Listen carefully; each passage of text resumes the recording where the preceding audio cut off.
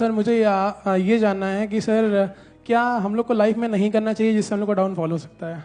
क्या नहीं ऐसा क्या है जो नहीं करना चाहिए? कितने चाहते हैं ये हो आज के सेशन का टॉपिक इंटरेस्टिंग है, बिकॉज आज से पहले मैंने ऐसा कभी कुछ सोचा भी नहीं है, ना ऐसा कभी कोई टॉपिक किया है कि ऐसा क्या है जो हमें लाइफ में नहीं करना चाहिए। चाहे आप मेल हो, चाहे फीमेल हो, चाहे जॉब करते हो, चाहे बिजनेस करते हो, चाहे स्टूडेंट हो, कोई भी हो, लाइफ में किसी भी स्टेज पर हो, ऐसा क्या है जो हमें नहीं करना चाहिए? हाँ, इनसे स्टार्ट करते हैं। सर मेरे हिसाब से किसी भी काम को, किसी भी बात को, किसी भी चीज़ को नहीं बोलना चाहिए, क्योंकि मैंने पर्सनल एक्सपीरियंस किया है। अगर हम पहले ही किसी काम को नहीं बोल देते हैं ना, तो वो कभी सक्सेस होता ही नहीं है। और जितना भी आपके पास कॉन्फिडेंस हो, आप उस चीज़ को कभी भी कर ही नहीं सकते।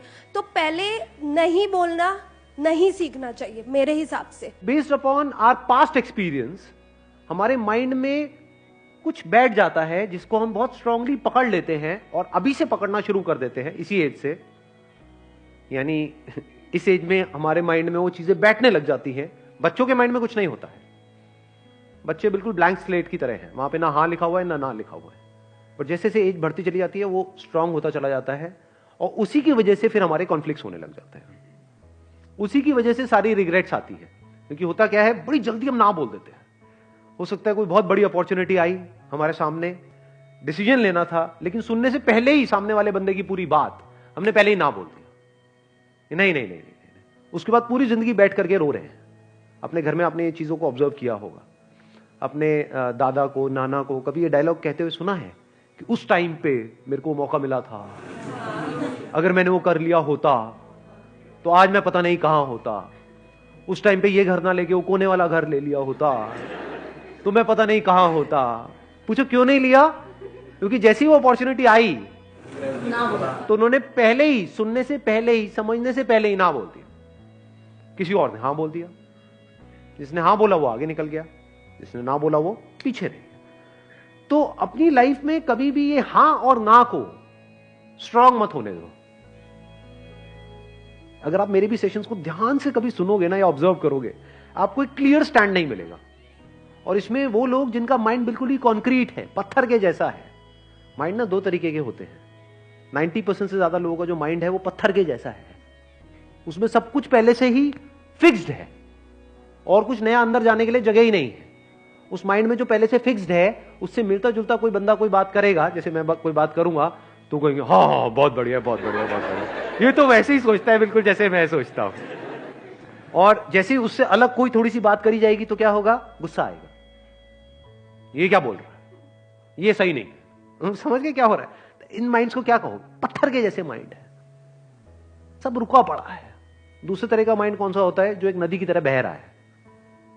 जब तेजी से बहता है तो वहां पे कुछ भी पकड़ने के लिए नहीं है, आप कोई भी साइड नहीं ले सकते। और जैसे ही आप साइड नहीं लोगे तो लोगों को प्रॉब्लम होगी जिनका माइंड कॉन्क्रीट है। वो कहेंगे अच्छा आपने अपने इस सेशन में तो ये बोला था, इस सेशन में ये बोल रहे हो, तो क्या ये सही है या ये सही है? ये आती है प्रॉब्लम कई बार या नहीं आती है? तो भाई वो भी सही है, वो भी सही है, स्टैंड पॉइंट्स अलग अलग है। इस एंगल से देखोगे तो ये सही है, इस एंगल से देखोगे तो यही गलत है। सिक्के के एक तरफ से देखोगे, अगर लाइट इस तरफ से आ रही है तो उजाला है, सिक्के पर उजाला है। इधर से देखोगे तो क्या है? सिक्के पर अंधेरा है। तो अब आप कहोगे भैया क्लियर बात क्यों नहीं करते? सिक्के पर उजाला है या सिक्के पर अंधेरा है? सिक्का हेड है या सिक्का टेल है? क्लियर बोलो ना। ये दो बातें क्या करते हो? सिक्का हेड भी है टेल भी, ऐसा कैसे हो सकता है? समझे? तो हो सकता है पास्ट में आपको किसी बंदे के साथ में कोई खराब एक्सपीरियंस हुआ, तो फ्यूचर में जिससे भी आप मिलने वाले हो सकता है वो भी गड़बड़ हो सकता है ना हो। Let me find out. तो फिर क्या होगा? जैसे आप बोलते हो लेट मी फाइंड आउट, आप धीरे धीरे आगे बढ़ने लग जाते हो। आप एकदम से ना बोलते हो, ना जल्दीबाजी में हां बोलते हो, और ये बड़ी कमाल की स्टेट होती है। Let me explore, let me find out. अब आपके अंदर पेशेंस आ गया है। लोगों के अंदर पेशेंस ही नहीं है, बड़ी जल्दी तैयार बैठे पड़े हैं अपना जजमेंट पास करने के लिए। कहीं भी जरा सा कुछ हो जाता है, बड़ी जल्दी जजमेंट पास नहीं करते हो। इसने बहुत गलत किया, आपको पता भी है उसने क्या किया है, क्यों किया है, आपको पता भी है उसने किया भी है या नहीं किया है। नहीं, बस जजमेंट हमारा तैयार है। ऐसे ही जैसे हम दुनिया को जज कर रहे होते हैं, ऐसे ही अपने घर में और लोगों को जज कर रहे होते हैं, ऐसे ही खुद को जज कर रहे होते हैं। करते हैं नहीं करते? तो यस और नो क्या है? जजमेंट है। तो जजमेंट को जल्दी पास मत करो, आराम से करो, और इतना भी आराम से मत करो जैसे इंडिया में कोर्ट में होता है कि 20 साल लग रहे हैं एक जजमेंट को पास करने में। 20 साल नहीं लगने चाहिए, ना 20 सेकंड लगने चाहिए, बीच का टाइम कहीं पे ठीक है, थोड़ा सा 2-4 दिन, 5 दिन, 20 दिन। बहुत बड़ा डिसीजन है तो 2 महीने। बड़ा डिसीजन मतलब क्या? शादी का डिसीजन बड़ा डिसीजन है, करियर का डिसीजन बड़ा डिसीजन है, तो वहां पे अगर 20-25 दिन, महीना भी लग जाए, दैट इज ओके। तो ये हमको एक आंसर मिला लाइफ में क्या नहीं करना चाहिए।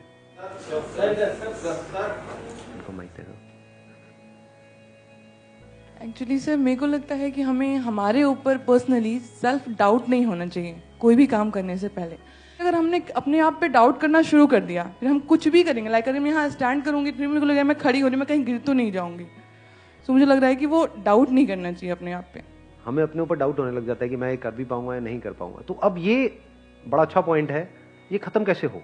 ये जो सेल्फ डाउट है ये एक बहुत बड़ी प्रॉब्लम है, क्योंकि अगर आपको अपने ऊपर जरूरत से ज्यादा डाउट होने लग जाए, मैं इसको बोल सकता हूँ excess of everything is bad. Doubt हमारे माइंड में इस तरीके से आ रहा है कि मैं ये काम करूं या ना करूं, ठीक है, होना चाहिए। मैं इस बंदे पे ट्रस्ट करूं या ना करूं, होना चाहिए। कोई बंदा आकर के बोल रहा है कि हाँ मेरे को पैसा दे दे, 1 साल में तेरा डबल करवा दूंगा, तो वहां पे डाउट होना चाहिए कि ये बंदा फ्रॉड है।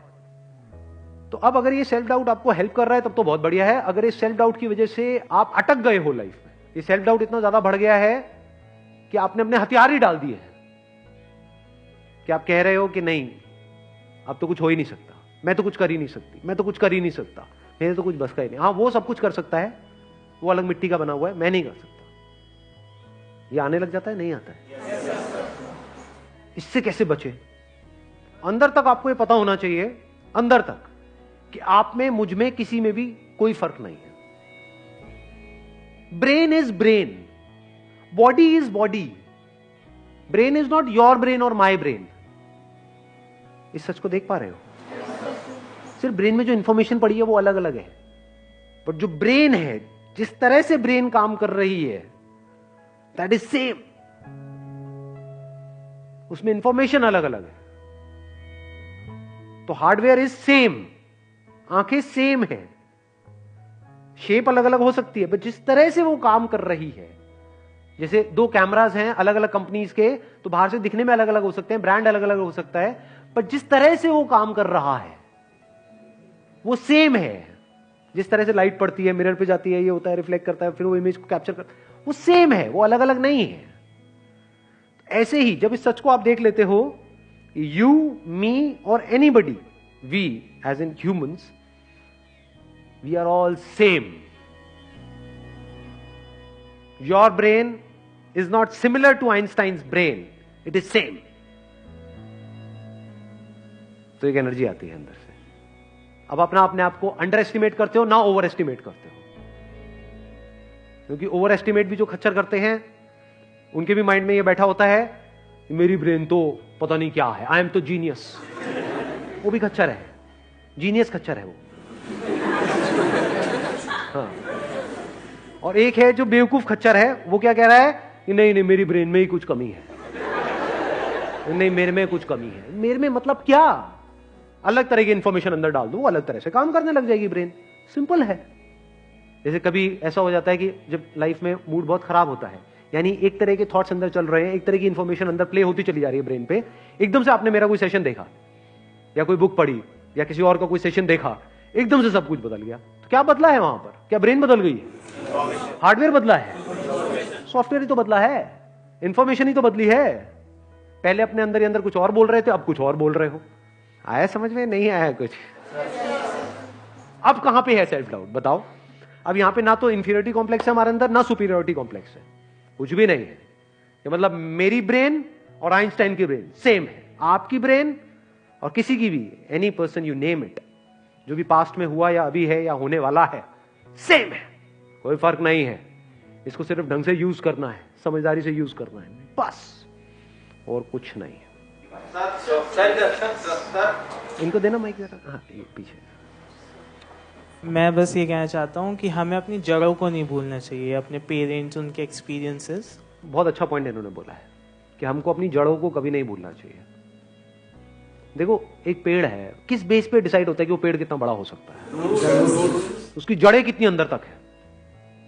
तो अगर हमको ऊपर बढ़ना है, ऊपर मतलब आप कह सकते हो बाहर इस दुनिया में अगर बढ़ना है, तो अंदर जड़ें उतनी ही स्ट्रांग होनी चाहिए। अगर अपनी रूट्स को हमने छोड़ दिया और ऊपर बढ़ने की कोशिश कर रहे हैं तो गिर जाएंगे। थोड़ा सा आंधी तूफान आएगा, दिखेंगे भी नहीं कहां गए। तो हमें क्या नहीं करना चाहिए, कभी भी अपने माँ बाप की डिसरिस्पेक्ट नहीं करनी चाहिए किसी भी हालत में। अपने माँ बाप के बारे में कुछ बुरा सोचना तक नहीं चाहिए, करना तो बहुत दूर की बात है। और कुछ लोग थोड़ा बहुत पैसों के चक्कर में पता नहीं क्या क्या कर रहे हैं। किसके साथ? अपने माँ बाप के साथ। कौन है माँ बाप? आपकी जड़ें हैं। और सोचो, आपको एक मजेदार बात बता देता हूं कि जो बंदा, अगर आपको पहचानना हो ना कि वो बंदा कैसा है, कि उस बंदे के साथ उस पर भरोसा करना चाहिए नहीं करना चाहिए, तो उस बंदे को ये देखो कि वो अपने माँ बाप के साथ कैसे बिहेव करता है। उसने अपने माँ बाप के साथ क्या किया।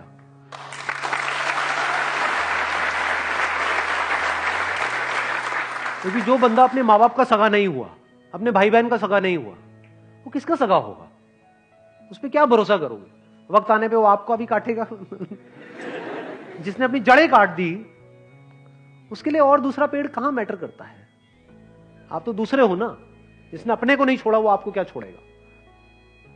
तो इसको हमेशा याद रखना है। हैविंग सेड दैट, इसका मतलब ये नहीं है कि आप उनकी हर बात से एग्री करो। नहीं, ओपिनियन अलग अलग हो सकते हैं। डिसीजंस के बेस पे लड़ाई हो सकती है कि मेरा डिसीजन ये है, आपका डिसीजन ये है, मैं ये चाहता हूं, आप ये चाहते हो। उसमें लड़ाई हो सकती है और वहां पे करनी भी चाहिए। ये नहीं कि जो वो कह रहे हैं हर बात पे हम एग्री कर जाए। ऐसा नहीं होना चाहिए। फिर तो आपकी अपनी आइडेंटिटी ही क्या रही?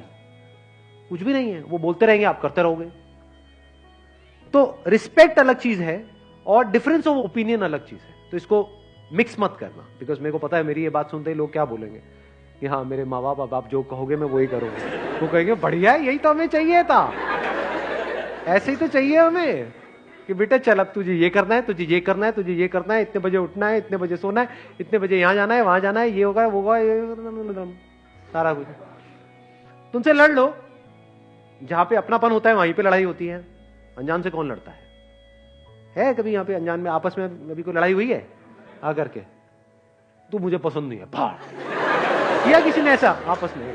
हाँ, नहीं किया। क्यों नहीं किया? क्योंकि अनजान है। क्या अपने अपने घर चले जाना है सबको इस सेशन के बाद में? किससे किसको क्या लेना देना है? अपनों से ही तो लड़ाई होती है, अपनी बीवी से, अपने पति से, अपने माँ बाप से। तो लड़ो, लड़ने में कोई बुराई नहीं है। अपनेपन से लड़ो। ऐसे लड़ो कि भाई लड़ेंगे, मरेंगे, कटेंगे, जो मर्जी करेंगे, अलग नहीं हो, रहेंगे साथ में।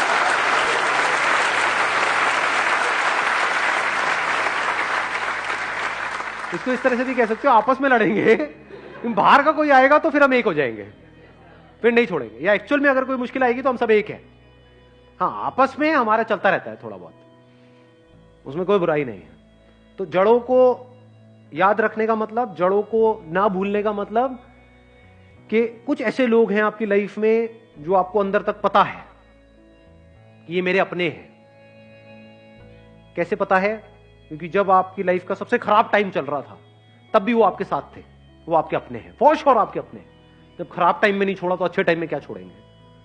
और कुछ ऐसे लोग होते हैं, थोड़ा सा आपका टाइम अच्छा होता है, पीछे पीछे घूमने लग जाते हैं, आपके लारे लपे करेंगे, आपकी तारीफें करेंगे, आपको बोलेंगे कि हाँ तू तो मेरा भाई है, हम तो ये हैं, हम तो वो हैं। जैसे ही आपका टाइम थोड़ा सा खराब होगा आपको छोड़ देंगे, आपकी तरफ देखेंगे भी नहीं, आपसे बात तक नहीं करेंगे, एकदम पीठ कर देंगे आपकी तरफ। तो आप पहचान सकते हो ऐसे लोगों को। कुछ ऐसे लोग थे आपकी लाइफ में जब आप कुछ भी नहीं थे, या ये कह लो खराब टाइम चल रहा था, तब भी वो आपके साथ में थे। तो ये आपके अपने हैं। दुनिया इधर की उधर हो जाए, इनको नहीं छोड़ना है।